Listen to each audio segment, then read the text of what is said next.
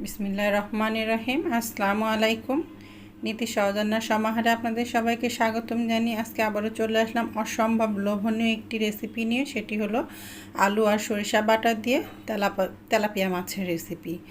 আপনাদের কাছে ইনশাল্লাহ ভালো লাগবে। তো চলুন দেখে নিই কীভাবে রেসিপিটি তৈরি করছি। আর রেসিপিটি দেখতে দেখতে যদি আপনাদের কাছে ভালো লাগে অবশ্যই লাইক কমেন্ট শেয়ার করতে ভুলবেন না।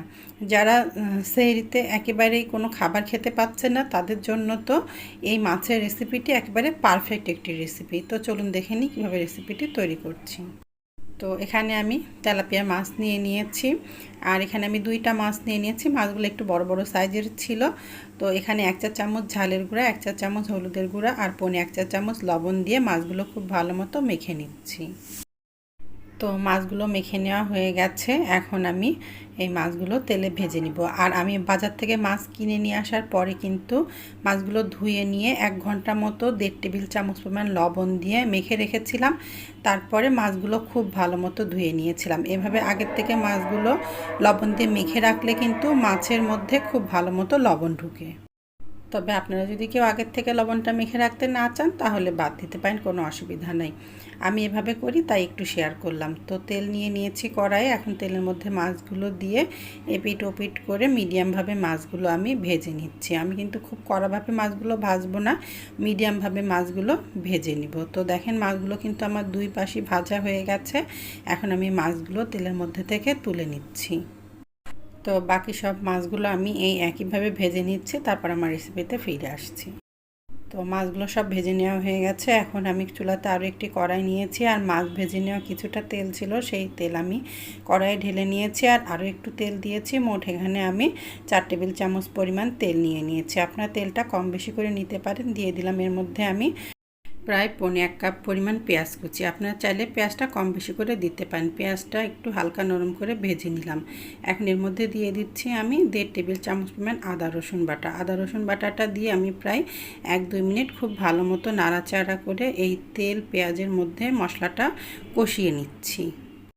তো প্রায় 2 মিনিট মতো কষিয়ে নেওয়া হয়ে গেছে। এর মধ্যে এখন দিয়ে দিচ্ছি গুঁড়া মশলা, 1.5 চা চামচ পরিমাণ ঝালের গুঁড়া, 1.5 চা চামচ পরিমাণ হলুদের গুঁড়া, 1.5 চা চামচ পরিমাণ ধনিয়া গুঁড়া আর 1 টেবিল চামচ পরিমাণ লবণ। এগুলো দিয়েও আমি একটু নাড়াচাড়া করে মিশিয়ে নিচ্ছি। আর দেখেন আমি কিন্তু কোনো পানি দিই নাই। পানি না দিয়েই আমি কিছু সময় একটু তেলের মধ্যে মশলাগুলো নাড়াচাড়া করে মিশিয়ে নিচ্ছি। চুলার জালটা এখন একটু কমিয়ে মিডিয়াম লোতে করে দিয়েছি। এখন এর মধ্যে দিয়ে দিচ্ছি আমি এখানে প্রায় 4 টেবিল চামচ পরিমাণ কালো সরিষা বাটা। আমার সরিষা বাটাটা একটু পাতলা করে বাটা, এই জন্য 4 টেবিল চামচ দিয়েছি। আপনাদেরটা যদি বেশি ঘন বা শক্ত টাইপের হয় তাহলে 2 থেকে 3 টেবিল চামচ দিলেই হবে। এখন এই সরিষা বাটাটা দিয়ে খুব ভালো মতো মশলাটা কষিয়ে নিতে হবে। আর আমি কোনো পানি দিব না, পানি ছাড়াই মশলাটা খুব ভালো মতো কষিয়ে নিব। তবে আপনারা পানি ছাড়া যদি কষিয়ে নিতে যে দেখেন যে তলার দিকে হালকা একটু লেগে বা পুড়ে আসছে, সামান্য সামান্য 1 থেকে 2 টেবিল চামচ করে পানি দিয়ে মশলাটা কষিয়ে নেবেন। এভাবে যদি আপনারা মাছ রান্না করে খান তো দেখবেন যে কেউ আঙুল চেটেপুটে খাবে। সেহরিতে বা রাত্রে ভাত খাওয়ার সময় যদি অন্য কোনো কিছু দিয়ে খেতে ভালো না লাগে, এই রকম একটি মাছের রেসিপি তৈরি করে দিবেন, দেখবেন যে সবাই একেবারে তৃপ্তি সহকারে খাবে। তো প্রায় 2-3 মিনিট খুব ভালো মতো মশলাটা কষানো হয়ে গেছে। এর মধ্যে দিয়ে দিলাম 1 কাপ পরিমাণ পানি। এই পানিটা দিয়ে আমি আরও একবার মশলাটা খুব ভালো মতো কষিয়ে নিব। পানিটা একেবারে কমে যাওয়া পর্যন্ত আমি অপেক্ষা করছি, তারপর আমার রেসিপিতে ফিরে আসছি। আর এখন চুলার জালটা আমি মিডিয়াম হাই হিটে করে দিয়েছি। তো দেখেন মশলাটা একেবারে কষে এসেছে, পানিটা একদম কমে গেছে। একেবারে কমে যায় নাই, কিছুটা পানি পানি ভাব আছে, কিন্তু তেল তেল ওঠা শুরু করেছে। এখন এর মধ্যে আমি দিয়ে দিব, এখানে আমি 2টি বড় সাইজের আলু ঠিক এভাবে কেটে নিয়েছি। আপনারা আপনাদের পরিমাণ মতো আলুটা কম বেশি করে নিতে পারেন। তো এখন এই আলুগুলো দিয়ে চুলার জালটা আমি মাঝারিতে দিয়ে 2-3 মিনিট খুব ভালো মতো এই মশলার সাথে কষিয়ে নিচ্ছি। এভাবে আলু দিয়ে মশলার সাথে কষিয়ে নিলে কিন্তু এই তরকারিটা খেতে ভীষণই মজার হবে। আমি যেভাবে এই রেসিপিটা তৈরি করছি আপনারা একবার তৈরি করে খেলেই বুঝবেন যে এটি খেতে কতটা মজার। তো দেখেন 2-3 মিনিট মতো খুব ভালো মতো কষিয়ে নিয়েছি। আলুটারও কালার চেঞ্জ হয়ে গেছে, মশলারও কালার চেঞ্জ হয়ে গেছে।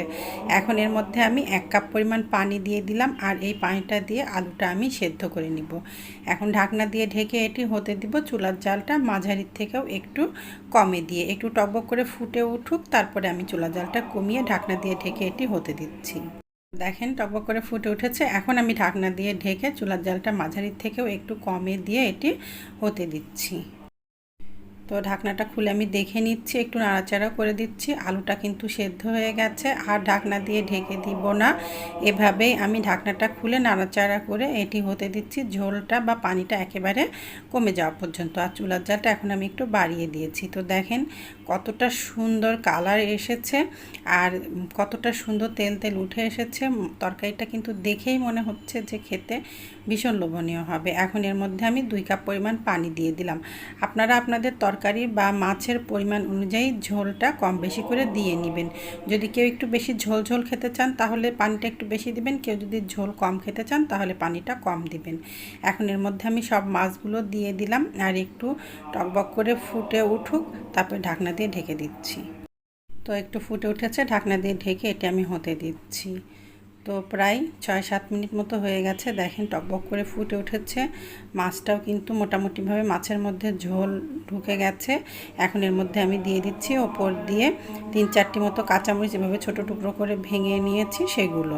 আর এর মধ্যে আমি কোনো ভাজা জিরার গুঁড়া টুড়া কিচ্ছু দিব না। এর মধ্যে আমি প্রায় 1 টেবিল চামচ পরিমাণ সরিষার তেল ওপর দিয়ে দিচ্ছি। আপনারা কিন্তু এভাবে একটু সরিষার তেলটা দিয়ে দিবেন, দেখবেন যে খেতে কতটা মজার হয়। তো ঢাকনা দিয়ে ঢেকে 1-2 মিনিট হতে দিচ্ছি। তো 2-3 মিনিট পরে ঢাকনাটা খুলে নিলাম।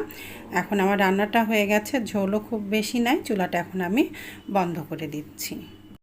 আচ্ছা, শেষে যদি আপনারা কেউ সরিষার তেলটুকু না দিতে চান তাহলে বাদ দিতে পারেন, তবে দিলে কিন্তু খেতে ভীষণ মজার হয়। সরিষা দিয়ে যে কোনো মাছ রান্নাতে কিন্তু শেষে একটু সরিষার তেলটা উপর দিয়ে দিলে কিছু সময় এভাবে ঢেকে রান্না করলে কিন্তু খুব ভালো একটা ঘ্রাণ আসে, খেতেও ভীষণ ভালো লাগে। তো দেখেন কতটা লোভনীয় হয়েছে, দেখতেও লোভনীয়, খেতেও ভীষণ মজার। আপনারা বাড়িতে একবার হলেও তৈরি করে খেয়ে দেখতে পারেন, ইনশাল্লাহ নিরাশ হবেন না। তো রেসিপিটি ভালো লাগলে লাইক কমেন্ট শেয়ার করতে ভুলবেন না। আজকের মতো এখানেই রাখছি। আসসালামু আলাইকুম, আল্লাহ হাফেজ।